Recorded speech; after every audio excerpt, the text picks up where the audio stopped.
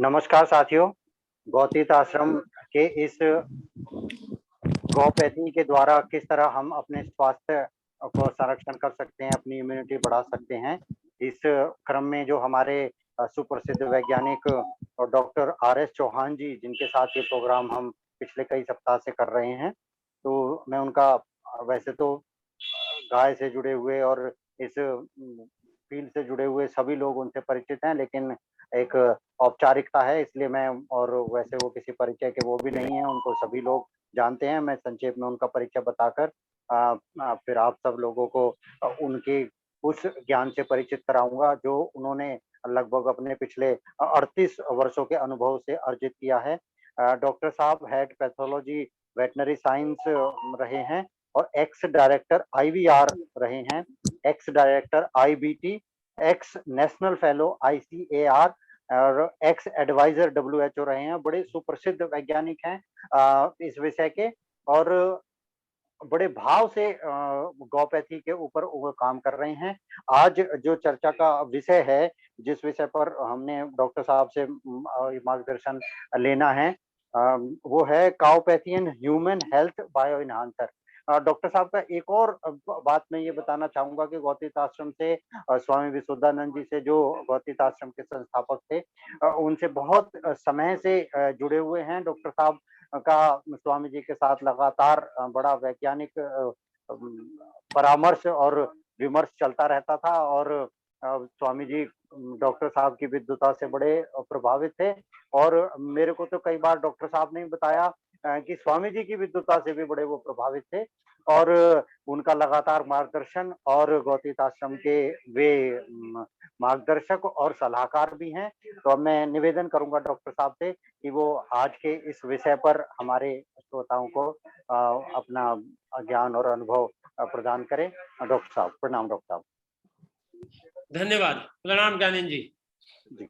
गोपैथी और मानव स्वास्थ्य श्रृंखला के अंतर्गत ये मेरे ख्याल से चौथा या पांचवा है हमारा, और आज हम लोग जो बात करने वाले हैं, जैसा ज्ञानेंद्र जी ने बताया अभी, bio enhancer. Bio enhancer effect क्या होता है, गौपैथी कैसे इसमें काम करती है, विशेष रूप से गोमूत्र और दूध और घी, ये सभी के बारे में बताऊंगा मैं। गोपैथी जैसा हम सभी लोग जानते हैं, गाय से प्राप्त 5 चीजें और गाय का सानिध्य, गौशाला में रह के देखना, ऐसे करके ढेर सारे विषय हैं जो गाय से संबंधित हैं, चिकित्सा से संबंधित हैं, स्वास्थ्य से संबंधित हैं, और हमारा जो जन कल्याण है इससे संबंधित है। माने मैं इसको एक दूसरे वे में कई बार कहता हूं कि लाइफ स्टाइल मैनेजमेंट है, लाइफ स्टाइल मैनेज होती है हमारी। माने और अगर चलें आगे तो उसमें कहते हैं कि स्वस्थ व्यक्ति के स्वास्थ्य की रक्षा करना। गौपैथी से स्वस्थ व्यक्ति स्वस्थ रह सकता है और वो बीमार न पड़े, बट अगर कभी बीमार पड़ते हैं तो गौपैथी से कैसे वो अपना इलाज कराएं, उपचार कराएं, और कैसे बीमारियों को रोकें और स्वस्थ रहें।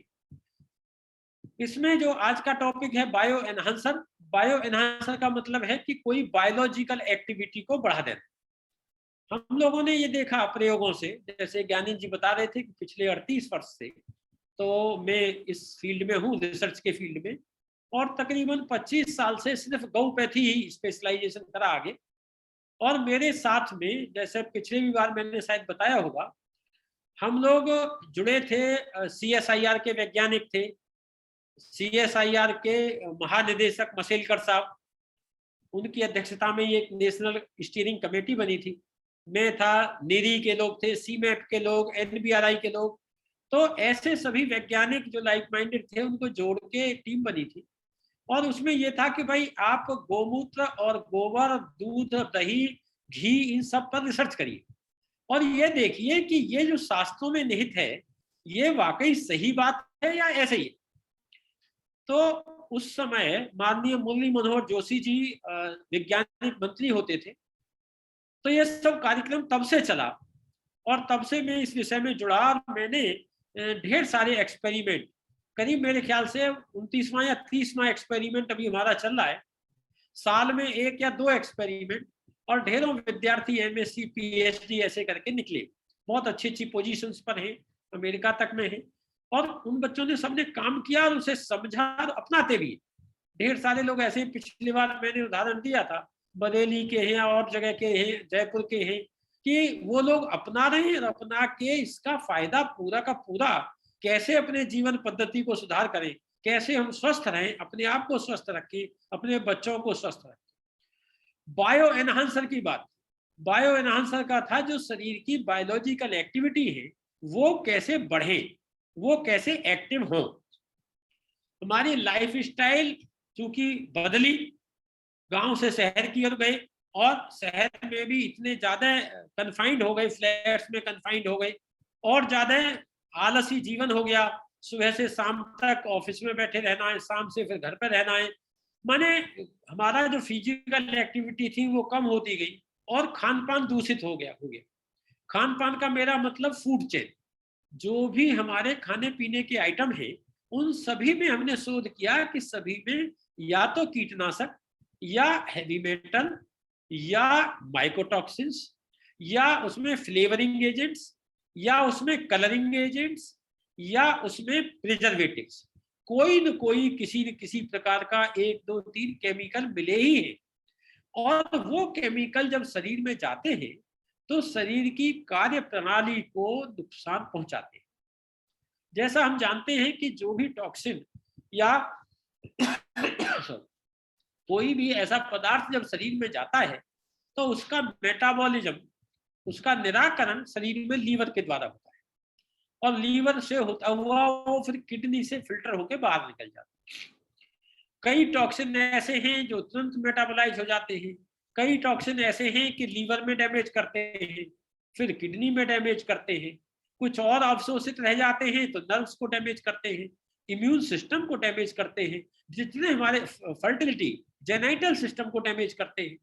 या तो डैमेज करने का मतलब है कि या तो पूरा नष्ट कर दिया, और या ये कि उनमें सुस्त रफ्तार कर दी, जो एक्टिविटी थी उसकी उसमें सुस्ती ला दी, माने वो सिस्टम या वो जो सेल्स थी वो डॉर्मेंट हो गए, वो धीमे हो गए अपने काम करने। जैसे मैं एग्जांपल देता हूं एक तो इम्यूनिटी सिस्टम का, जो इम्यून सेल्स हैं, लिम्फोसाइट्स हैं, मैक्रोफेजेज हैं, न्यूट्रोफिल्स हैं, ढेर सारी कोशिकाएं, जब इम्यूनिटी का बताया था तो मैंने बताए थे आपको। तो ये जो चीजें हैं ये सुस्त पड़ गई, कमजोर हो गई। माने कोई बैक्टीरिया, वायरस, कोई भी इन्फेक्शन जब शरीर में जाता है तो उनकी एक्टिविटी बहुत कम है। गोमूत्र क्या करता है कि उन सेल्स की एक्टिविटी बढ़ा देता है, माने लीवर की सेल्स से उनकी परमिएबिलिटी बढ़ा देगा, ब्रेन की सेल्स से परमिएबिलिटी बढ़ा देगा, किडनी की सेल्स से परमिएबिलिटी बढ़ा देगा। सेल्स की परमिएबिलिटी बढ़ने का मतलब यह है कि सेल्स के अंदर जो जमा था टॉक्सिन मटेरियल वो बाहर निकला, बाहर से अच्छी चीजें अंदर गई और सेल एक्टिवेट हो गई।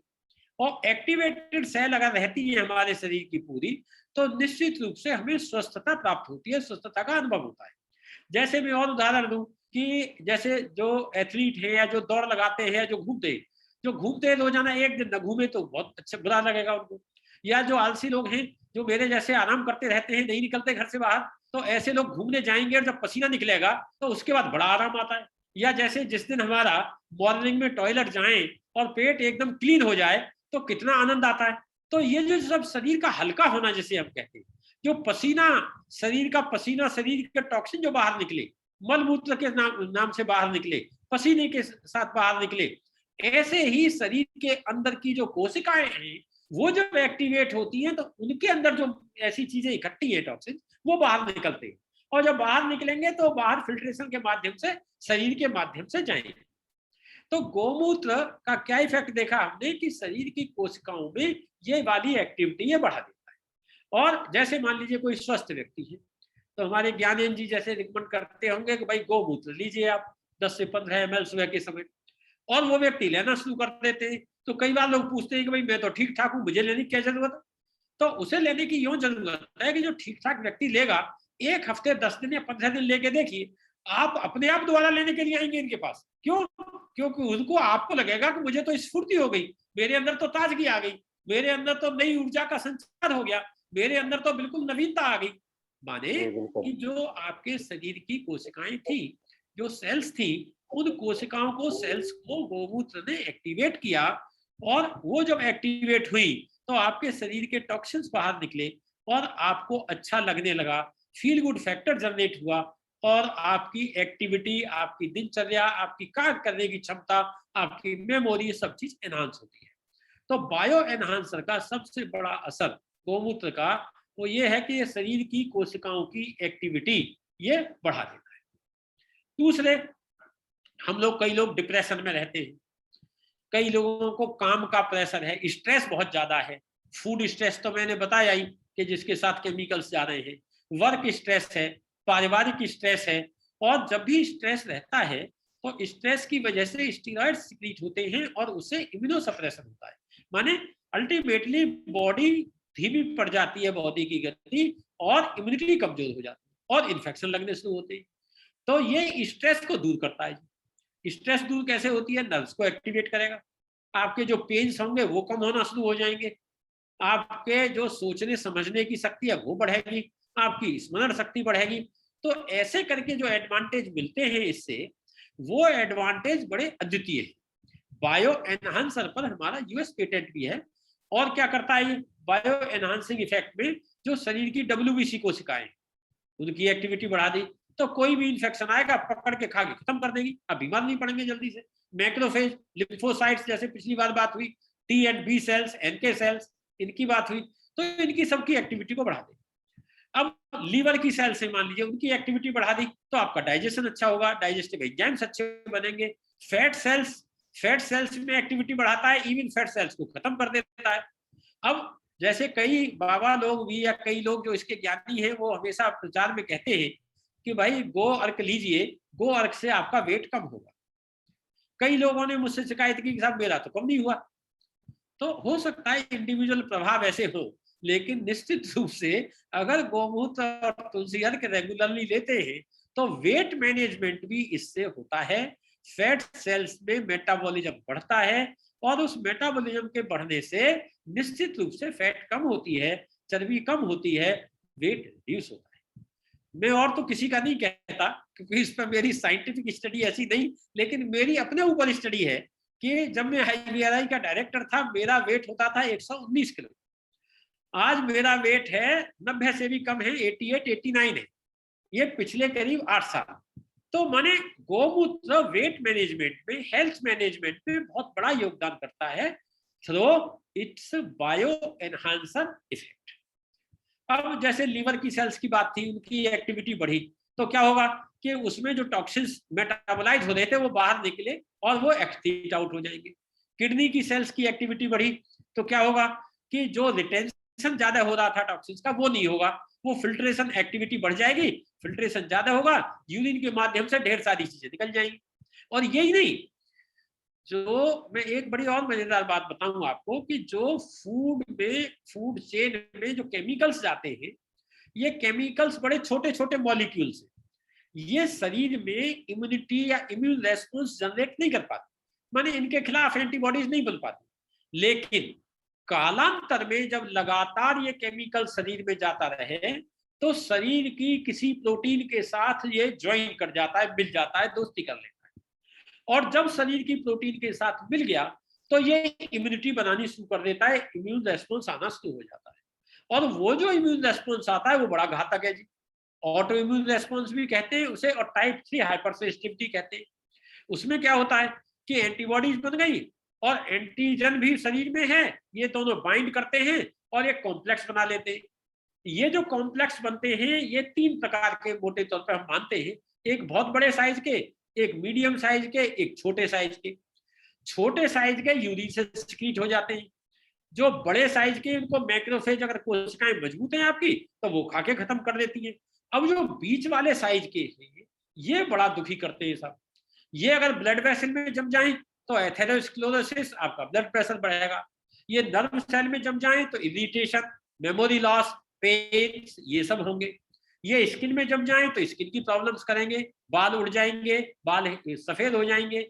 ये अगर किडनी में जम जाएं तो किडनी फेलियर करेंगे।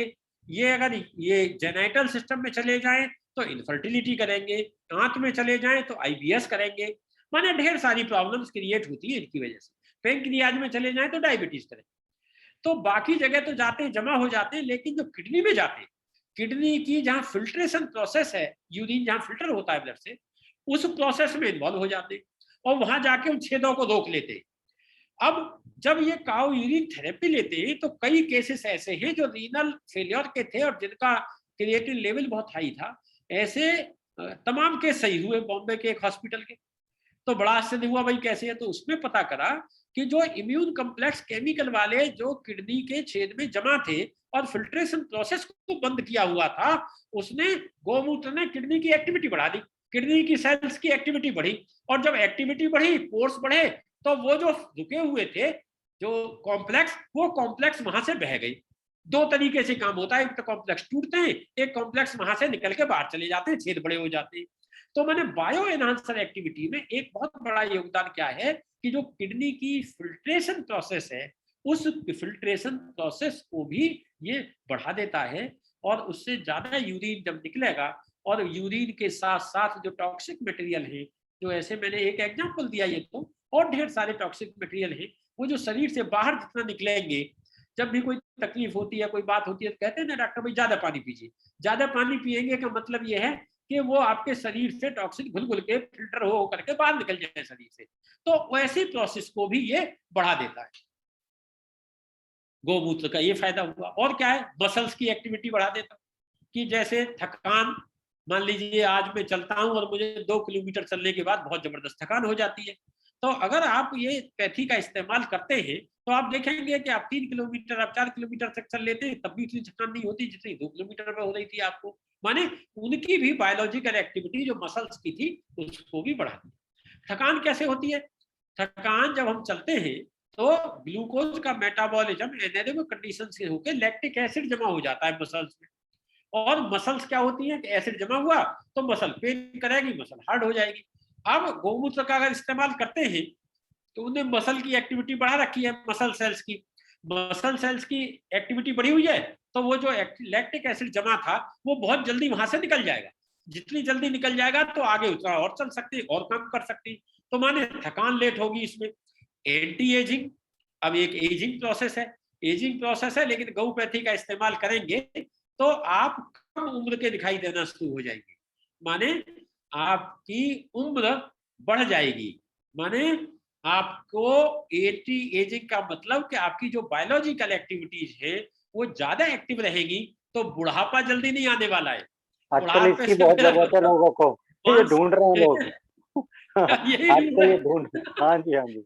गौपैथी का इस्तेमाल करें, गौपैथी का प्रयोग करें और बुढ़ापा टल जाएगा उनका, निश्चित रूप से गारंटी टलेगा। शुरुआत करें, जिस दिन भी शुरुआत करें उसके बाद चलें और कुछ नियमों का पालन करें, निश्चित रूप से आपको उसमें आराम आता है। और क्या है जी, एंटी एजिंग हुआ बैलेंसिंग, बैलेंसिंग किस चीज की, साइटोकाइंस की। शरीर में ढेर सारे हार्मोन्स, ढेर सारे साइटोकाइंस, साइटोकाइंस मींस जो मैंने पिछली बार शायद बताया हो, हम और आप जैसे बात कर रहे हैं ऐसे ही शरीर की कोशिकाएं आपस में बात करती हैं, और वो जो कोशिकाएं बात करती हैं वो कुछ प्रोटीन मटेरियल द्रवीय रूप में निकलते हैं शरीर में, और वो एक से दूसरी कोशिका पे काम करते हैं। मैंने जैसे शायद पहले भी बताया हो कि 3 प्रकार के होते हैं, ऑटोक्राइन, एंडोक्राइन और पैराक्राइन। पैराक्राइन माने एक सेल से निकला और पड़ोस वाली सेल पे एक्शन कर दिया, ऑटोक्राइन उसी सेल से निकला उसी सेल के ऊपर असर कर दिया, एंडोक्राइन की एक सेल से निकला और दूर क्षेत्र में जाके उसने काम किया, दूरस्थ सेल पे। तो ऐसे करके, तो ये क्या है कि जो गोपैथी है, गोपैथी से जो साइटोकाइंस की एक्टिविटी है ये बैलेंस होती है, बैलेंसिंग, मॉड्यूलेटेड मींस कि न तो बढ़ती है न घटती है, वो ऐसा बैलेंस बनाती है कि जितने आपके शरीर की रिक्वायरमेंट है उसी हिसाब से आपको वो मैनेज करती है। मींस लाइफ स्टाइल मैनेजमेंट जिसको मैंने नाम दिया था, वो लाइफ स्टाइल जैसी है आपकी वैसे वो आपको फील गुड फैक्टर जनरेट कराते हुए वो मैनेज करें। और क्या है सर इसका बायो एनहांसिंग साहब, मेडिसिन। जैसे अब हमें कई बार कोई समस्या रहती है, अंग्रेजी दवाई लेनी होती है, ट्यूबरकुलोसिस की ड्रग्स पर एंटी टीबी और बायो एनहांसर का फिर अगेन यूएस पेटेंट है। क्या है कि एंटीबायोटिक दवाएं लेते हैं हम लोग, मान लीजिए कि एक व्यक्ति को 500 मिलीग्राम का एंटीबायोटिक लेना है डेली 7 दिन तक। अगर वो गोपैथी के साथ उसी दवा को प्रयोग करते हैं तो उसकी दवा की मात्रा आधी लगेगी और असर उतना ही आएगा।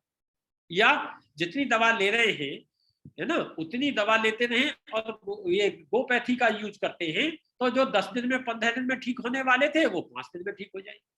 माने होता क्या है कि जो बैक्टीरिया, वायरस, जो पैरासाइट जो बॉडी में इंफेक्शन कर रहे हैं, बीमारी कर रहे हैं, ये दो प्रकार के हैं, या तो इंट्रासेल्युलर या एक्स्ट्रा सेल्युलर।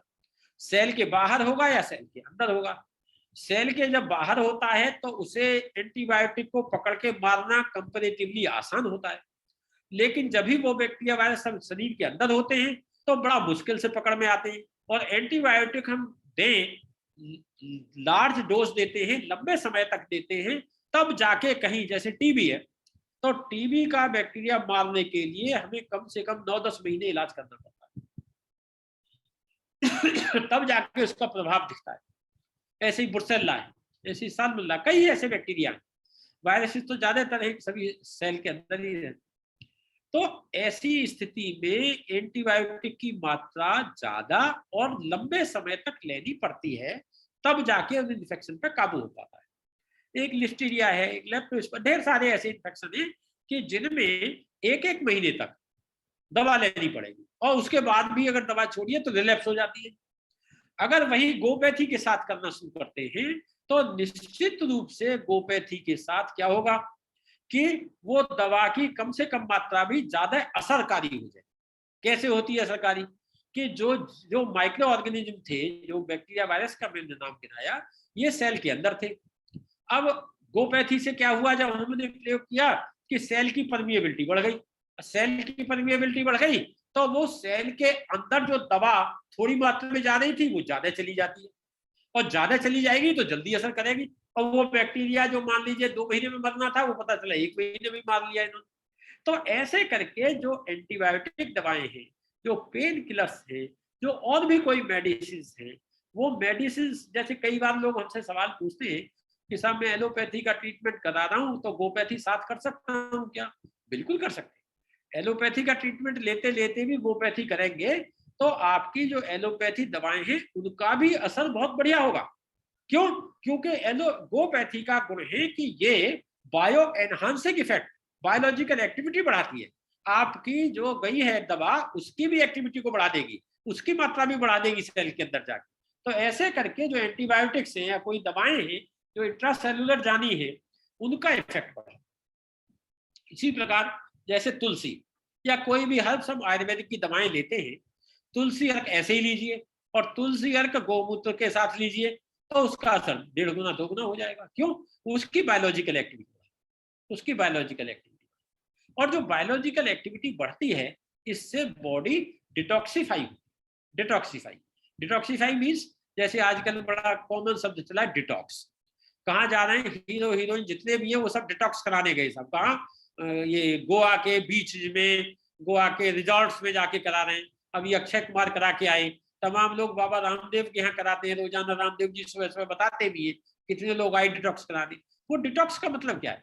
वहां पर वो डिटॉक्स आप कर रहे हैं प्राणायाम से और डिटॉक्स कर रहे हैं एक्सरसाइज से, योगा से। यहाँ पर वो सब भी करिए और अगर गोपैथी का इस्तेमाल करते हैं तो वो दूनी गति से डिटॉक्स आपकी बॉडी हो जाती है। डिटॉक्स मतलब, डिटॉक्सिफाई मतलब इस शरीर के जो टॉक्सिन्स हैं, शरीर में मेटाबोलाइट्स जो इकट्ठे हैं, वो मेटाबोलाइट्स शरीर के बाहर निकल जाएंगे, शरीर में हल्कापन आएगा, शरीर में फील गुड फैक्टर जनरेट होगा, शरीर आपका डाइजेस्टिव सिस्टम बढ़िया होगा, आपका रिप्रोडक्टिव सिस्टम बढ़िया होगा, फर्टिलिटी बढ़ जाएगी, इम्यूनिटी बढ़ जाएगी, इम्यूनिटी अच्छी हो जाएगी। ऐसे करके ताजगी, जैसे कई बार हम कहते हैं कि भाई मैं वहां घूम के आया और वहां से मुझे बड़ी ताजगी मिली, तो वो जो ताजगी वाला फैक्टर है, जो फील गुड फैक्टर है, वो इससे जनरेट होता है। दूसरा एक और शब्द इस्तेमाल करते हैं हम लोग कई बार, रिजेन्युएशन। जैसे हम लोगों के मान्यताएं हैं कि आप सप्ताह में एक बार, 15 दिन में एक बार, महीने में एक बार फास्ट रहिए, व्रत रहिए, उपवास रहिए। पूर्णमासी का उपवास रहते हैं, कई लोग अमावस्या का रहते हैं, कई लोग एकादशी का रहते हैं, कोई लोग सोमवार का रहते हैं, कोई शिव तेरस का रहता है, कोई मंगलवार रहता है, कोई शनिवार रहता है। हमारे यहाँ हर दिन कोई न कोई देवी देवता है, हर दिन उपवास रहते हैं। तो उपवास का मतलब क्या था जी? आज की तारीख में तो हम क्या करते हैं कि उपवास रहे और सुबह से आलू और फलाना फलाना कूटू वूटू खा के, ठूस ठूस के खा के, नॉर्मल डे में जितना नहीं खाते थे उतना उस दिन खा लिया।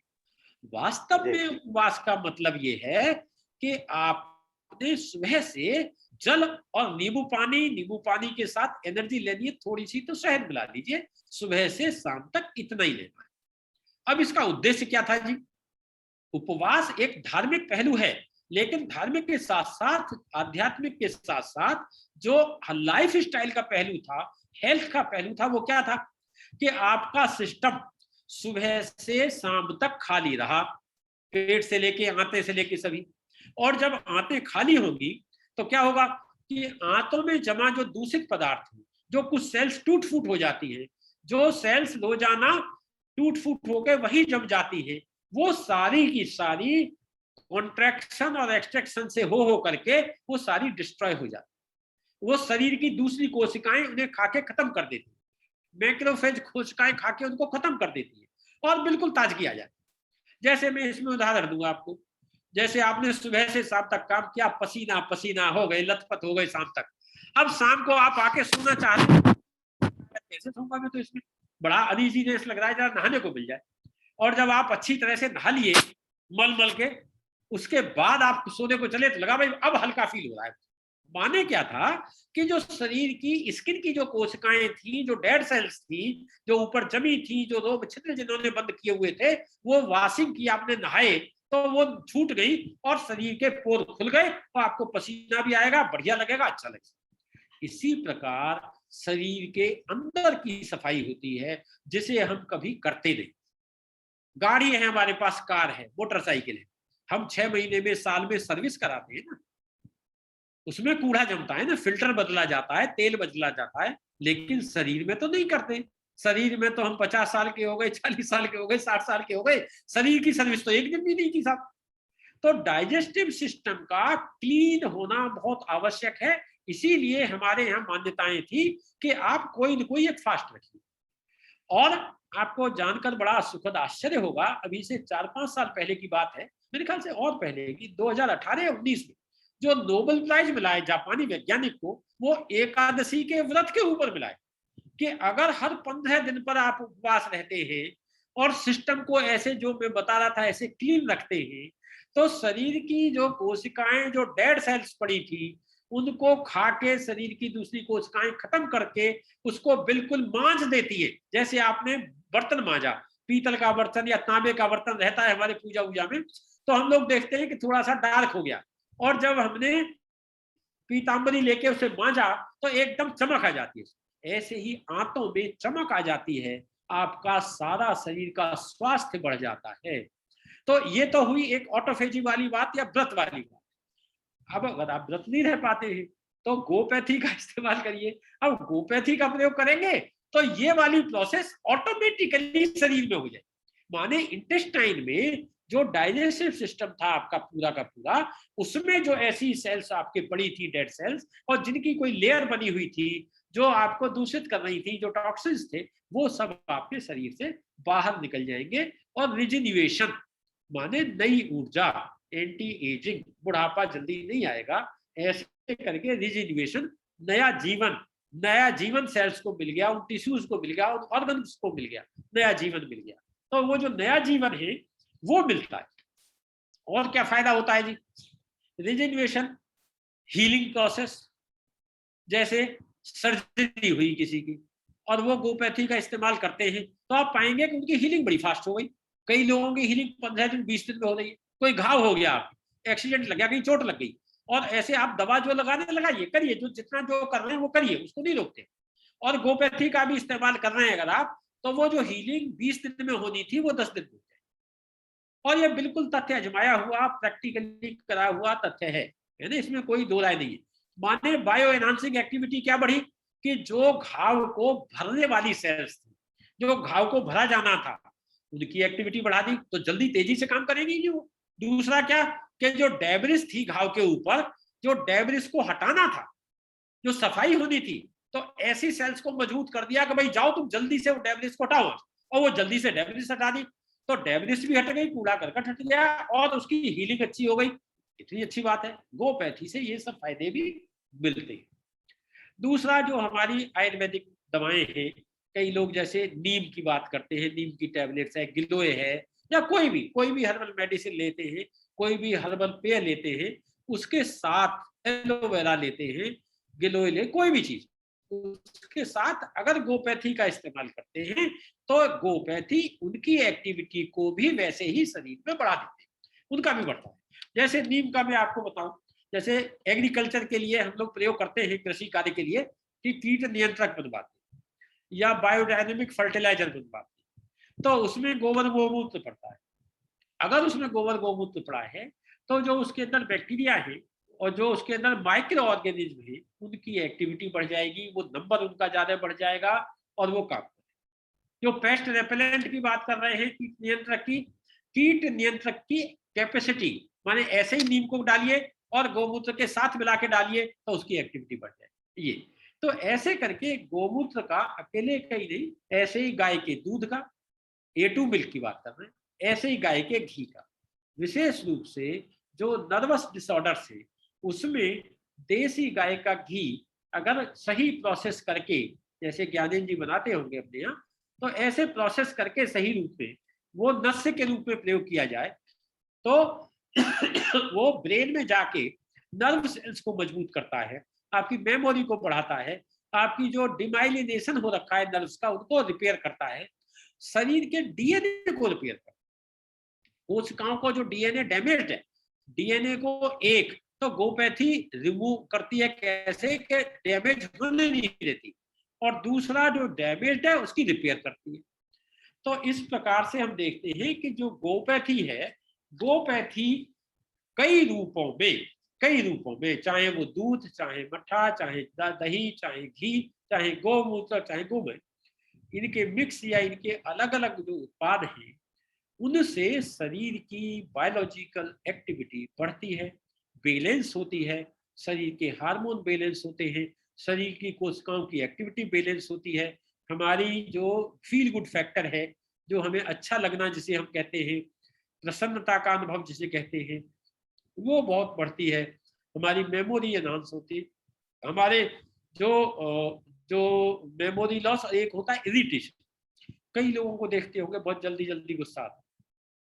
ऐसे लोगों में क्या है कि किसी भी कारण से, मैं तो पेस्टिसाइड को एक बड़ा कारण मानता हूँ, लेकिन कई कारण ऐसे हो सकते हैं कि जिनके नर्व सेल्स की माइलिन शीथ डैमेज, तो ऐसे सभी जो लोग हैं उनमें भी ये डिमाइलेशन जो है उसको भी रिपेयर करके और इरिटेशन वाली बात को भी ठीक करके, जो मेडिसिन हम लोग लेते हैं अगर उसके साथ लेते हैं तो भी आराम होता है। और बताएं, जैसे आजकल वैक्सीनेशन की प्रक्रिया चल रही है देश भर में, जो वैक्सीन लेते हैं व्यक्ति, वैक्सीन के साथ साथ या उससे पहले से अगर गोपैथी ले रहे हैं तो जो वैक्सीन का प्रभाव है वो बहुत बढ़ के आएगा।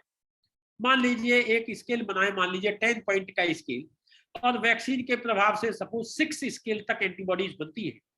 अगर हम गोपैथी का प्रयोग कर रहे हैं साथ में तो 6 की बजाय वो 7, 8, 9 स्केल तक एंटीबॉडीज बने, माने कि वो वैक्सीनेशन का जो इफेक्ट है बॉडी में उसको भी फास्ट कर देगा, उसको भी बढ़िया कर देगा, उसे भी बढ़ा देगा। Bio enhancer means biological activities को बढ़ाना। ऐसे करके गोपैथी के ये गुण हैं। मेरे विचार से समय शायद हो रहा है, ज्ञानेंद्र जी इंतजार कर रहे हैं, इतना मेरी तरफ से है। इसमें कोई प्रश्न या कोई शंका होगी तो उसका समाधान करने में मुझे प्रसन्नता। धन्यवाद। एक दो प्रश्न, हाँ, बहुत बहुत धन्यवाद डॉक्टर साहब। एक दो प्रश्न हैं, जैसे हमारे राजस्थान से एक सुनील जी हैं, उनका प्रश्न है कि जैसे जो ये आजकल इम्यूनिटी की बात सबसे ज्यादा चल रही है और इंटरनेट पे भी कहा जा रहा है कि जो सबसे ज्यादा सर्च किया जा रहा है वो इम्यूनिटी ही सर्च कर रहे हैं लोग, इम्यूनिटी कैसे बढ़ती है इसके ऊपर आजकल लोग बहुत चिंतित हैं। तो जैसे जो बाजार में और बहुत सारी चीजें मिल रही हैं केमिकली जो बनाई गई हैं इम्यूनिटी बढ़ाने के लिए, तो हमारे ये सुनील जी ये जानना चाहते हैं कि जो उस तरह से जो इम्यूनिटी बढ़ाने के लिए चीज़ें जो ली जा रही हैं, क्या उसका बॉडी पर एक लेवल से ज़्यादा इम्यूनिटी बढ़ भी सकती है क्या? और यदि बढ़ती है, तो क्या उसका कोई हार्मफुल इफ़ेक्ट है क्या? जी, जी।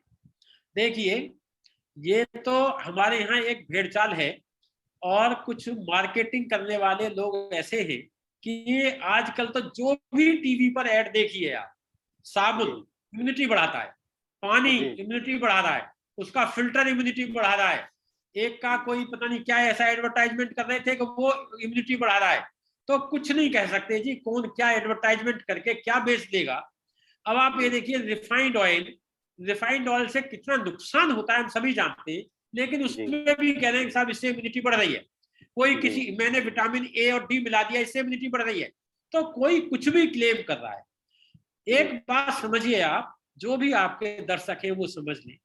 जी, अंग्रेजी दवाओं में आज तक एक भी ऐसी कोई औषधि, दवाई, मेडिसिन नहीं है जिससे इम्यूनिटी बढ़ती हो या इम्यूनिटी बैलेंस होती हो। ये मैं ऐसे ही नहीं कह रहा। आज तक कोई भी इंग्लिश मेडिसिन एक भी ऐसी नहीं है जो एलोपैथी वाले क्लेम कर सके कि इम्यूनिटी बढ़ाती है।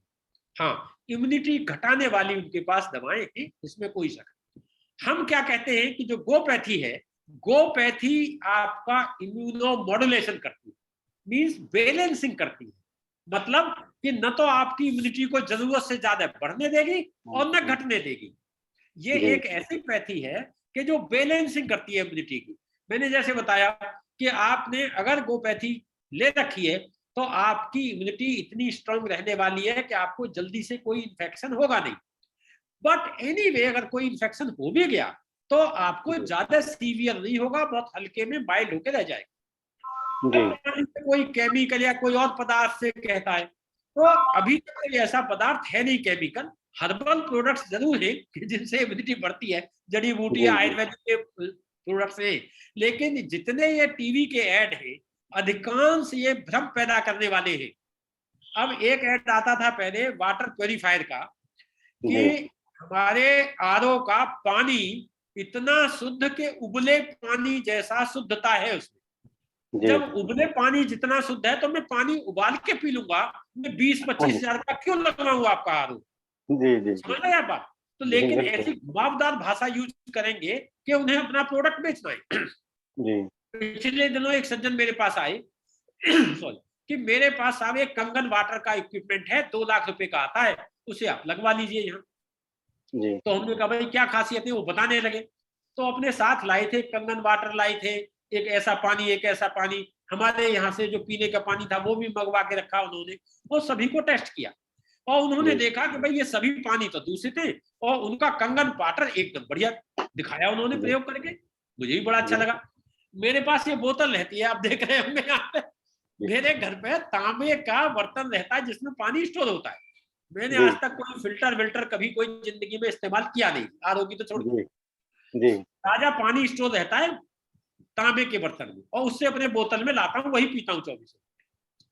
तो तांबे के बर्तन का मेरी बोतल का पानी था, तो मैंने कहा भाई ऐसे में मेरा भी पानी चेक कर दे यार, कहीं ऐसा ना हो कि हम ही दूषित पानी पी रहे हो। जी, जब मेरा पानी चेक किया तो जो उनका कंगन वाटर था उससे ज्यादा अच्छा मेरा पानी निकला। अरे वाह! अब वो आश्चर्य में आ गए, बोले आपके घर पे लगा है प्लांट ये। मैंने भैया मेरे यहाँ कोई प्लांट नहीं लगा, मैं तांबे के बर्तन में पानी रखता हूँ। माने जी, हमने सामान बेचने के लिए इतने भ्रामक, वैज्ञानिक रूप से भ्रामक प्रचार करना शुरू कर दिया कि जिन प्रचारों के वशीभूत होके लोग वो सामान खरीद लेते हैं वो इतने फायदेमंद है नहीं। ऐसे जी, इम्यूनिटी वाले हैं, ये जितने प्रचार हो रहे हैं, कोई पानी का, कोई साबुन का, कोई तेल का, कोई किसी का, ये सब भ्रामक है। हाँ, जड़ी बूटी है, आयुर्वेदिक की चीजें हैं, वो बिल्कुल सही है। और जो होम्योपैथी है ये सही है। बाकी कोई इंग्लिश मेडिसिन में या इंग्लिश प्रोडक्ट ऐसा नहीं है, कोई केमिकल ऐसा नहीं है जो इम्यूनिटी को बैलेंस करे। जी, अब इन्होंने एक सवाल और था उसमें कि अगर इम्यूनिटी बढ़ जाए, यस, इम्यूनिटी अगर जरूरत से ज्यादा बढ़ जाएगी तो आपको एलर्जी होगी, हाइपर सेंसिटिविटी होगी, उसमें बहुत सारी बीमारियां हैं जो नहीं हो सकती। तो जी, ऐसा कोई काम न करें जिससे इम्यूनिटी जरूरत से ज्यादा बढ़ जाए। हमेशा जी, ऐसे प्रोडक्ट को प्रयोग करें या ऐसी चीजें प्रयोग करें जो नेचुरल है, जो बैलेंसिंग करती है, जो मॉड्यूलेट करती है। जी मेरे ख्याल से हो गया आपके सवाल का जवाब। एक और छोटा सा सवाल है डॉक्टर साहब, जो गाय से जुड़े हुए लोगों के भी जहन में है, और इस पर आपकी एक्सपर्ट ओपिनियन सब लेना चाहेंगे कि आपने गव्यों की बात की, हमारे दर्शक ज्यादातर आपकी बातों को फॉलो कर रहे हैं।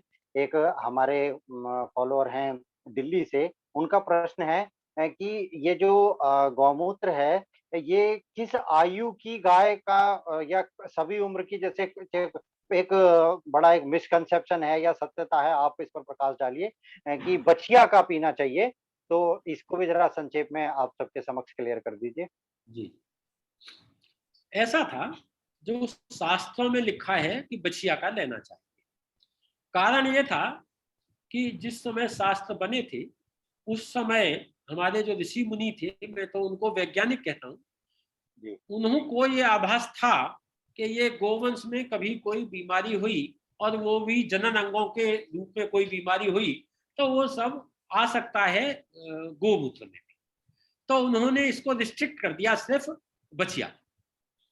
अभी हम क्या है कि किसी भी आयु वर्ग की गाय का गोमूत्र लेते और उसको डिस्टिल कर प्रोसेस करते, और वो जो प्रोसेस्ड है जिसका नाम दिया अर्क, वो अर्क से कोई नुकसान नहीं है, उससे फायदा ही फायदा है। बछिया का लेने का प्रावधान जो था वो इसलिए था कि बछिया क्योंकि वर्जिन है, तो उसमें कोई बीमारी की संभावना नहीं है, इस वजह से उसका लेना चाहिए।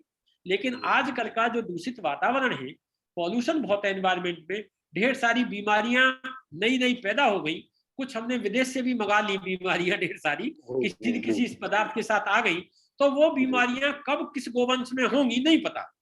तो इसलिए हम कभी भी सीधे सीधे गोवंश से गोमूत्र लेने का रिकमेंड नहीं करते, हमेशा ये करते हैं कि आप अर्क का प्रयोग करें।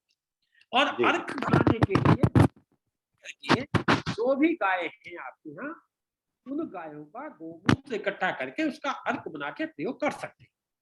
अब एक बात में सावधानी कर दूंगी, एक तो शायद मैंने पहले भी बताया था कि संकर, विदेशी नस्ल भैंस, ऐसे किसी भी और कोई है पशु, तो उनका मूत्र इफेक्टिव नहीं है, ये बात ध्यान रखें, नंबर 1। नंबर 2, देसी गाय, देसी गोवंश, 50 से ज्यादा नस्लें, और कुछ ऐसी नस्लें जो नहीं है, नहीं क्लासिफाई हुई लेकिन है, तो उनको भी मानते हैं। दूसरा क्या कि अब आपने मान लीजिए देसी गाय है, तो गाय का मतलब क्या है वो समझिए। वास्तव में तो ऐसी गाय कि जो गाय जंगल में चरती हो, चरागाह में चरने जाती हो, ऐसी गाय का गोमूत्र कलेक्ट करेंगे तो सर्वोत्तम, नंबर 1। अगर वो भी व्यवस्था नहीं है, तो गाय गौशाला में है, आपके घर पे है, आप उससे हरा चारा, सूखा चारा ऐसे करके खिलाइए, उसका भी ठीक है। तीसरा, अब आपके घर पे गाय है और आप चारे से ज्यादा दाना खिला देते हैं अगर उसे, तो ऐसे में उसका भी गोमूत्र उतना अच्छा नहीं रहेगा। कारण कि जो डाइट है आपने, गोवंश की जो डाइट है, उसमें सेलुलोज बहुत जाना चाहिए, सूखा चारा, हरा चारा जाना चाहिए, दाना कम से कम, ना मात्र को जो गौ ग्रास, जैसे गौ ग्रास में हम कितना, मैं तो रिकमेंड करता हूं not more than half KG, माने आधा किलो से ज्यादा गाय के लिए दाना या गुड़ या कोई चीज ऐसी कार्बोहाइड्रेट नहीं जाना चाहिए। गाय के लिए कार्बोहाइड्रेट बनाई नहीं, कार्बोहाइड्रेट का डाइजेशन होने में गाय में दिक्कत आती है। कई जगह हमने ऐसे देखा, कभी बताऊंगा गौशालाओं के विषय की बात चलेगी तो, एक बार चला दिया कि सब घर घर से आता था गोग्रास और वो गायों को खिलाना शुरू कर दिया, तो ज्यादा दिन तक ज्यादा गेहूं खिला दिया, तो पता चला गायों में एसिडोसिस बीमार होकर गाय मरने लगी। क्यों? क्योंकि जो ल्यूमेन का पीएच है वो एल्कलाइन है, और वहां पर चारा जो है वो तो पचेगा, कार्बोहाइड्रेट नहीं पचने वाला। इसीलिए गाय से हमारा कभी फूड कंपटीशन हुआ ही नहीं। माने पृथ्वी पर जो फसलें पैदा होती हैं, फसलों का दाना, दाल, वो सब आप खाइए, और उसका जो छूछा बचा, भूसा है, चारा है, और उसकी खल है, वो गाय को खिलाइए। तो माने गाय का भोजन अलग है हमारे से, हमारा भोजन अलग है ना। आधा किलो से ज्यादा कार्बोहाइड्रेट के रूप में नहीं जाना चाहिए, कम से कम जाए। हालांकि अब विदेशी गाय, संकर गाय, अब ये तो दूध के हिसाब से 4 किलो दाना, 5 किलो दाना, 10 किलो दाना, 20 किलो दाना खिलाते हैं। अब ये जो जी, दाना इतना खिलाते हैं, उन गायों का गौमूत्र इकट्ठा करेंगे तो मानिए वो प्रभावी नहीं होने वाला है, साफ बात। जी, जी, जी, वो नहीं प्रभावी होने वाला है। तो ये ध्यान रखें हमारे गौशाला वाले भाई बहन कि जो गौमूत्र है, जो चारा घर पे खिला दे या गाय चर के आवे। जैसे हमारे कोटेश्वर की गौशाला है, हमारी जी, गाय जी, जंगल में चरती है पूरा दिन, और जंगल जी, में चर के जो आती है। अब इसमें कोई कहेगा कि साहब गाय चर के आई या हमने घर पे खिलाया, इससे क्या असर पड़ता है? इससे भी दो बातों पे अंतर आता है। एक तो जी, जो गाय चरने जाती है, वो गाय वो खाती है जो गाय चाहती है, ज़्यादा, जी, जी, बिल्कुल। जो गाय चाहती है। हमारे घर पे बंधी है तो जो हम चाहते हैं गाय वो खाती है, जी, जी, गाय की नहीं आती इच्छा उसको। दूसरे, जी, गाय जब चरने जाती है तो गाय की एक्सरसाइज होती है, गाय घूमती है, घूम घूम के जी, खाती है। जो घर पे बंधी रहती है उसकी एक्सरसाइज नहीं होती, उसका पसीना नहीं निकलता। तो जी, ये अंतर है, अंतर तो बहुत सारे, लेकिन मुख्य जी, रूप जी। से ये अंतर है, तो इन बातों का सावधानी रखें। जी, जी। आज बहुत सारे भ्रम दूर हुए। ये भी प्रश्न था, ये आपका आपने इसी में इसका जवाब दे दिया, क्योंकि एक ये भी जानना चाह रहे थे कि गाय को क्या खिलाना चाहिए, और जो गाय ऐसे घूम फिर कर इधर-उधर से कुछ दुर्भाग्यवश कूड़ा-वूड़ा भी खा रही हैं, तो वो भी आपने क्लियर कर दिया। आपका बहुत-बहुत धन्यवाद, हमारे दर्शकों को इतना आपने मार्गदर्शन किया, उनका इतना अच्छा ज्ञान दिया। आपका फिर से हम इस तरह से लाभ लेते रहेंगे। आपको कोटि-कोटि प्रणाम डॉक्टर साहब। धन्यवाद, नमस्कार।